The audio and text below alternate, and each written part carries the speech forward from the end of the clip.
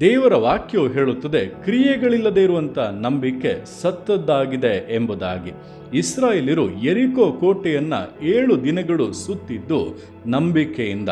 ನೋಡುವಾಗ ಅಲ್ಲಿ ಜಯ ಉಂಟಾಗುವುದಕ್ಕೆ ಮಾರ್ಗ ಕಾಣದೇ ಇದ್ದರೂ ಜಯಕ್ಕೂ ಇದಕ್ಕೂ ಸಂಬಂಧವೇ ಇಲ್ಲ ಎಂಬುದಾಗಿ ಅನಿಸಿದರೂ ಕೂಡ ದೇವರ ಮಾತಿನ ಮೇಲೆ ನಂಬಿಕೆಯನ್ನು ಇಟ್ಟು ಕ್ರಿಯೆ ರೂಪದಲ್ಲಿ ಅದನ್ನು ತೋರ್ಪಡಿಸಿದರೂ ಉಂಟಾಗಬೇಕಂತ ಜಯವು ಅವರ ಜೀವಿತಗಳಲ್ಲಿ ಉಂಟಾಯಿತು. ನಿಮ್ಮ ಜೀವಿತಗಳಲ್ಲಿ ಕೂಡ ನಂಬಿಕೆಯನ್ನು ಕ್ರಿಯೆಗಳ ಮೂಲಕವಾಗಿ ತೋರ್ಪಡಿಸಿರಿ.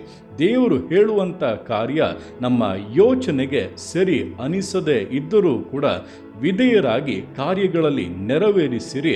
ನಿಶ್ಚಯವಾಗಿ ಅದರ ಮೂಲಕವಾಗಿ ಕೋಟೆಗಳು ಕೆಡವಲ್ಪಡುತ್ತವೆ, ಜಯವು ಉಂಟಾಗುತ್ತದೆ.